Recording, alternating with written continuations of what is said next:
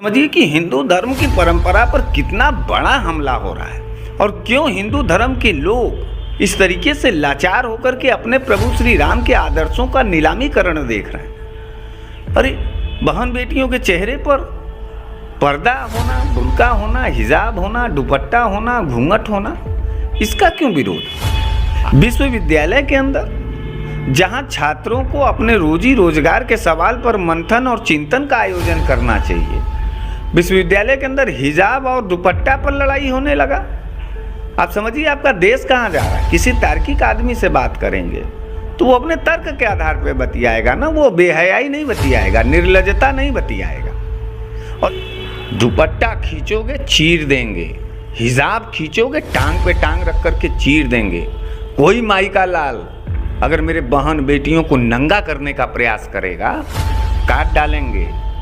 कोई मतलब नहीं है। जो लोग उस वीडियो को नहीं देखें, उसको देखें, उस बेटी के जज्बात को देखें, उस बेटी की हिम्मत को देखें। हम आप तो यहाँ बंद कमरे में बात कर रहे हैं, मुंह पे कालिख लगा करके आत्महत्या करना चाहिए। ये नामर्दों की पहचान है। मैं खुद नामर्दों की पहचान में आ गया। अब हमारे देश की बहन बेटियों को दुर्गा और काली बन के देना होगा। मेरी बहनों, हम लोग एकदम लाचार और बेबस हो गए क्योंकि हम लोगों के साथ पुलिसिया उत्पीड़न हो रहा है। आप अपनी इज्जत बचा लो, मैं आपसे हाथ जोड़ के कह रहा हूँ। कोई आपको बचाने वाला इस देश के अंदर नहीं है जब तक भारतीय जनता पार्टी की सरकार है। ये जय श्री राम का वो परिचय कहाँ से हो गया भारत के अंदर? और जो लोग जय श्री राम को नहीं मानते हैं, शायद वही लोग चुप हैं। अगर जय श्री राम को मानने वाले लोग होते हैं तो इस जुर्रत को करने वाले लोगों को नोच नोच करके खा जाते। तो दोस्तों, एक बार फिर से हमारे साथ सामाजिक कार्यकर्ता बनारस वाले मिश्रा जी, जिनका नाम हरीश मिश्रा है, वो हमारे साथ हैं। और आज हम जानना चाहेंगे कि कर्नाटक में पिछले कुछ दिनों से लगातार ऐसे घटनाएं वायरल हो रही है जहां पर जो महिलाएं, जो लड़कियां हिजाब और बुर्का पहनती है, उसको लेकर के विवाद जो है लगातार बढ़ता जा रहा है। कल ही एक सोशल मीडिया पर वीडियो वायरल हुआ है जहां पर एक लड़की जो है वो स्कूटी से अपने कॉलेज पहुँचती है, जिसके जो कि बुर्का पहने हुई थी। और जब वो अपने कॉलेज के अंदर जाने लगती है तो कुछ भगवा गमछा पहने हुए लड़के वहाँ पहुँचते हैं और हुटिंग करना शुरू कर देते हैं, जय श्री राम का नारा लगाने शुरू कर देते हैं। और कहीं ना कहीं उसके रिएक्ट में वो लड़की भी अल्लाह अकबर का नारा लगाने लगती है। तो हमारा सवाल मिश्रा जी से ये है कि कॉलेजों के अंदर इस तरह की घटनाएँ क्यों बढ़ रही है? इसके पीछे कोई राजनीतिक कारण तो नहीं है? देखिए, पूरी तरीके का जो प्रकरण है वो 5 राज्यों में जो चुनाव है, उत्तर प्रदेश है, उत्तराखंड है, तमाम जो 5 पंजाब है, 5 राज्यों में चुनाव है। भारतीय जनता पार्टी का ये पुराना एजेंडा है कि जब भी चुनाव आवे तो कभी टीका पर, तो कभी टोपी पर, तो अब हिजाब पर आ गया है। मामला इस बात का नहीं है। मामला इस बात को आप समझिए कि देश में बहुत पुराने दौर में बहन बेटियां अपनी पल्लू को, अपने चेहरे को, अपने बातों को, वो चेहरे को हमेशा ढक के रखती थी। भाई ठीक है, मुस्लिम महिलाएं जो है हिजाब से अपना चेहरे ढकती थीं, अपने लाज को रखती थीं। तो घरों में एक होता है ना पर्दा नाम सुने होंगे। लोग कहते हैं कि अरे घर का पर्दा, घर को पर्दे में रखा करो, भोजन को पर्दे में रखा करो, बेटी को पर्दे में रखा करो, सोने को, धन को पर्दे में रखा जाता है। ये पुराने लोगों का कहावत है और इसी परंपरा पर भारत देश चलता है।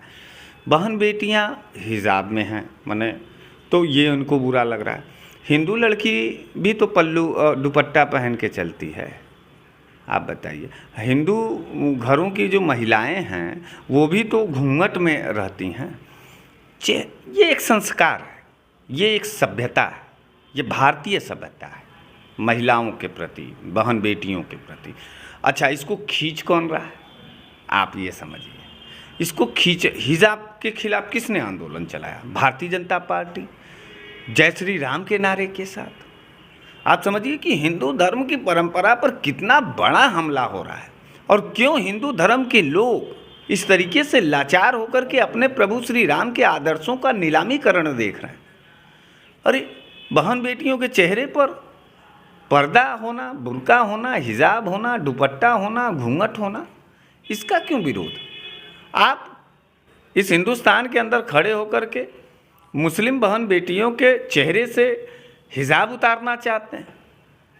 उसी तर्क का जवाब देते हुए कोई मुस्लिम जो कहे कि नहीं घूंघट हटाओ, कोई दुपट्टा खींचने के लिए बात करे। तो अब देश में यही हो गया कि बहन बेटियों को नंगा करें।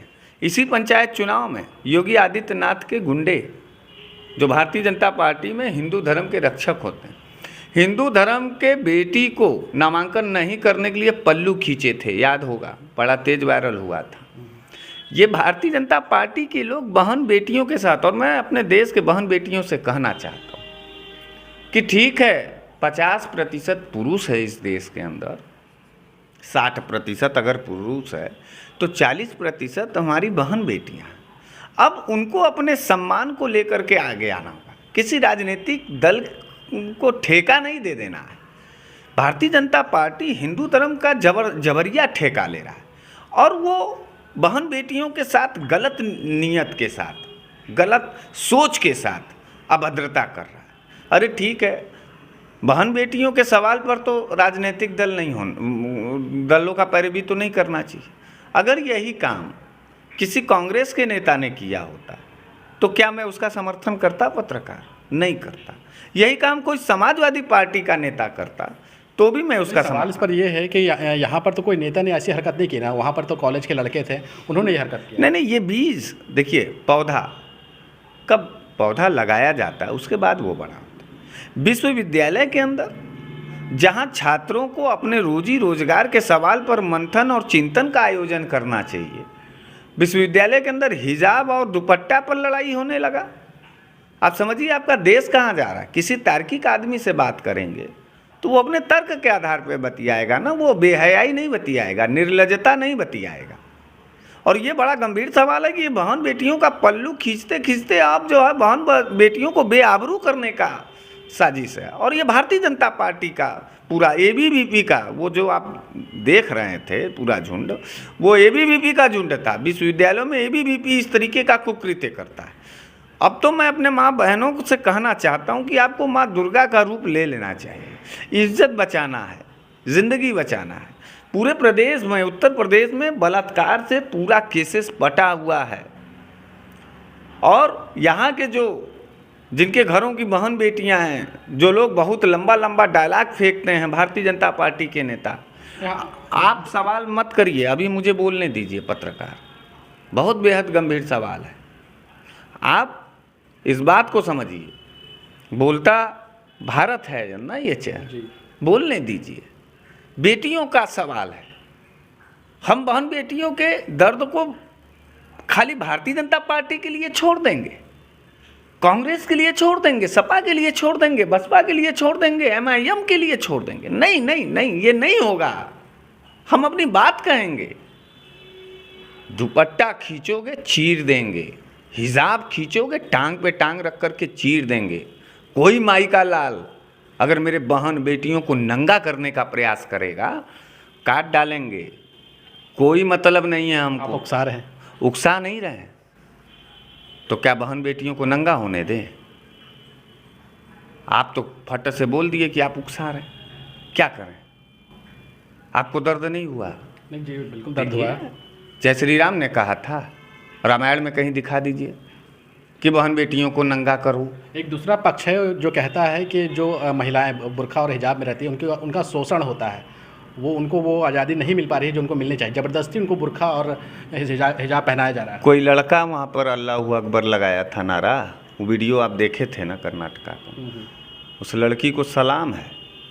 और मैं अपने हिंदू धर्म के बहन बेटियों से कहना चाहता हूँ कि जो लोग उस वीडियो को नहीं देखें, उसको देखें, उस बेटी के जज्बात को देखें, उस बेटी की हिम्मत को देखें।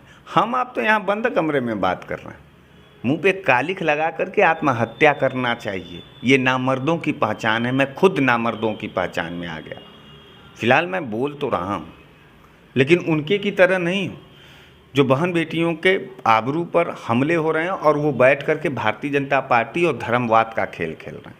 देखिए, जब बुखार आपको है ना तब मैं ढेर सारी दवाई बताऊंगा, लेकिन जब बुखार मुझे होगा ना तो मैं भी दूसरे की दवाई के बारे में इंतज़ार करूं। यही काम हो चुका। भारतीय जनता पार्टी कभी भी बहन बेटियों को इज्जत की निगाह से नहीं देखा है। गंदे लोग हैं ये, ख़त्म लोग हैं। और भारतीय जनता पार्टी का जवाब अब हमारे देश की बहन बेटियों को दुर्गा और काली बन के देना होगा। मेरी बहनों, हम लोग एकदम लाचार और बेबस हो गए, क्योंकि हम लोगों के साथ पुलिसिया उत्पीड़न हो रहा है। आप अपनी इज्जत बचा लो, मैं आपसे हाथ जोड़ के कह रहा हूँ। कोई आपको बचाने वाला इस देश के अंदर नहीं है जब तक भारतीय जनता पार्टी की सरकार है। मोदी जी तो नहीं बोले एक बार भी। मोदी जी बोले? मोदी जी कहाँ के प्रधानमंत्री हैं? भारत के प्रधानमंत्री। भारत के प्रधानमंत्री। कर्नाटका किस देश का राज्य है? भारत का। तो फिर मोदी जी क्यों नहीं बोले? पत्रकार मोदी जी को इसका मतलब ये है कि बहन बेटियों का कोई मोदी जी के पास बहुत सारा काम रहता है, वो 18-18 घंटे काम करते हैं, तो उनके पास वक्त नहीं मिला होगा। वो हर छोटे छोटे मसले पे थोड़ी बोलेंगे। ये छोटा मसला है। बहन बेटियों को हिजाब खींचना, दुपट्टा खींचना, बलात्कार करना, गर्भवती महिला के पेट पर लात मारना। इसी पंचायत चुनाव में नामांकन करने वो महिला जा रही थी, उसके पेट पे लात मार रहे हैं ये भारतीय जनता पार्टी के लोग, और कह रहे हैं कि हम धर्म बचा रहे हैं। अरे जो बहन बेटियों की इज्जत और आबरू को नहीं बचा पाया और ना बोल पा रहा है, वो धर्म बचाएगा यार? वो धर्म के आड़ में भेड़िया बैठा हुआ है, कतली खूनी और बलात्कारी बैठा हुआ है। इस बात को समझो। लड़ाई यहाँ किसी दल का नहीं होगा, लड़ाई यहाँ अपनी ज़िंदगी बचाने का होगा, अपनी बहन बेटियों की आबरू बचाने की होगी, अपनी रोटी के लिए होगी, अपनी खेती के लिए होगी, अपनी बेटी के लिए होगी। हम लोग ये लड़ाई लड़ रहे हैं बनारस में 388 उत्तरी विधानसभा में। इन्हीं सब सवालों पर मैं चुनाव भी लड़ रहा हूँ। जनता मेरा साथ नहीं दे रहा है, स्पष्ट रूप से मैं कह रहा हूँ, क्योंकि जनता को सूटकेस वाला प्रत्याशी चाहिए। हम लोग 5 साल लड़े हैं और इस चुनाव को हम यूं ही नाजायज़ नहीं होने देंगे। कोई हमको वोट दे या न दे, मेरा अंतरात्मा ये मुझे गवाही देता है कि इन सवालों के खिलाफ तुम नामांकन करो, एक जज्बा, एक लकीर खींचो और बताओ कि तुम्हारे जैसे नामर्दों के शहर में एक ऐसा भी मर्द होता है जो सवालों पर चुनाव लड़ तो रहे हैं। हिम्मत हो, जुर्रत हो, कुछ करके दिखा दें। तो बात ये है। अगला सवाल हमारा ये है कि अब सरकार का भी इसमें पक्ष आ गया। सरकार कह रहे हैं कि बहुत सारी राजनीतिक पार्टियां अपनी राजनीतिक रोटी सेक रही है, तो आप भी चुनाव लड़ रहे हैं, तो आपके ऊपर भी तो ये आरोप लगेगा। नहीं, हम कहें, हमने भिजवाया कर्नाटक में जय श्री राम का नारा दे करके। किस दल का भगवा ले करके और उपद्रवी कार्यकर्ता किस दल के हैं? पूरे देश में तो लोग जानते हैं, देश को तो छोड़िए विदेशों में भी लोग जानते हैं। हिंदू रक्षक दल, विश्व हिंदू परिषद, भारतीय जनता पार्टी, बजरंग दल, तनी क्या क्या दल, सब दल तो बना है खाली धर्म वो करने के लिए। और धर्म क्या कह रहा है इनका?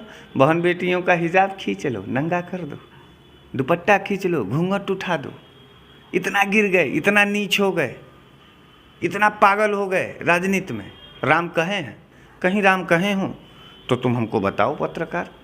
कहीं रामायण में, गीता में लिखा हो, मैं मान जाऊं कि खींचना चाहिए। उसके बाद कल से हम भी भारतीय जनता पार्टी के घर के जो बहन बेटियां हैं उनको भी हम जो है खींचेंगे और कहेंगे जय श्री राम का नारा लगाएंगे। फिर नहीं ना बुराई होगी? तर्क की बात बताओ। हम गंदे लोग नहीं हैं, लेकिन इस राजनीति के गंदगी में उतर करके जवाब जब देना पड़ेगा तो इस गंदगी का सामना करना पड़ेगा, इस गंदगी को कहना होगा। हम गंदे लोग नहीं हैं, गंदगी का सामना कराया है। अरे ठीक है, भारतीय जनता पार्टी नरेंद्र मोदी योगी को सरकार बनाना है, वो जन मुद्दे पर बहस करे। बहन बेटियों को नंगा करोगे? जो नामर्द होगा वो चुप हो रहेगा। हमारे जैसा मर्द आदमी है, मैं चीर दूंगा। इस बात को याद रखिएगा।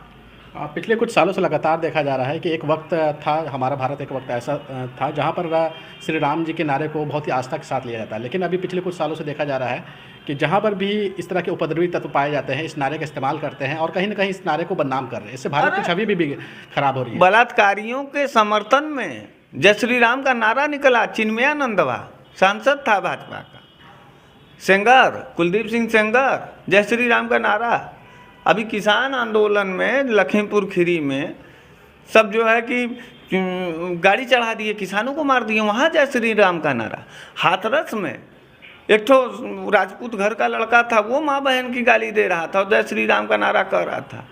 ये जय श्री राम का वो परिचय कहाँ से हो गया भारत के अंदर? और जो लोग जय श्री राम को नहीं मानते हैं शायद वही लोग चुप हैं। अगर जय श्री राम को मानने वाले लोग होते हैं तो इस जुर्रत को करने वाले लोगों को नोच नोच करके खा जाते। लेकिन जय श्री राम का कोई अस्तित्व तो है नहीं, इसीलिए ना लोग बलात्कार कर रहे हैं जय श्री राम, हिजाब खींच रहे हैं जय श्री राम। जय श्री राम का क्या अस्तित्व है? यही है स्वतंत्र भारत में जय श्री राम का। आखिरी सवाल की तरफ आते हैं। आप उत्तर प्रदेश में रहते हैं, बनारस में रहते हैं, आप इस तरह से जो ये ऐसे तत्व है, एंटी सोशल एलिमेंट है, आप उनके खिलाफ बोलते हैं, आप पर भी तो जानलेवा हमला हो सकता है। अरे तो मर जाए ना यार, कर्नाटक का कहाँ, अगर मर गए होते तो ना देखते ये दुर्दशा। दुर्दशा अब नहीं देखा जाता है पत्रकार। शायद आपको पत्रकारिता करनी है इसलिए आप जिंदा रहना चाहते हैं। मैं तो यार देखो, चौराहे पे घर में घुट घुट के मरने से बेहतर यह है कि चौराहे पे कोई गोली मार दे। किस सवाल पर? सस्ती रोटी के सवाल पर, बहन बेटियों को आबरू के बचाने के सवाल पर। तर्क का शहर है बनारस। बनारस जिंदा दिली का शहर है। बनारस हिंदू मुसलमान कभी नहीं करता है। बनारस बहन बेटियों की आबरू बचाता है, बच्चों के भविष्य के लिए जीता है। मोहब्बत का शहर है बनारस। बनारस में जहरीलापन थोड़ो नहीं होगा। हमारे बनारस में अगर कोई कर दे ऐसा, फिर देखिए दूसरे दिन कर्नाटक के लोग कायर हैं, नपुंसक लोग हैं। अब तक तो वीडियो में पहचान करा करके उनके घरों में घुस जाना चाहिए था कि राजनीति करना है करो, लेकिन तुम जो है बहन बेटियों के हिसाब और दुपट्टा और घूंघट को खींचोगे, टांग काट लेंगे, चीर देंगे खड़े। चलिए, बहुत बहुत शुक्रिया हमारे से बात करने के लिए।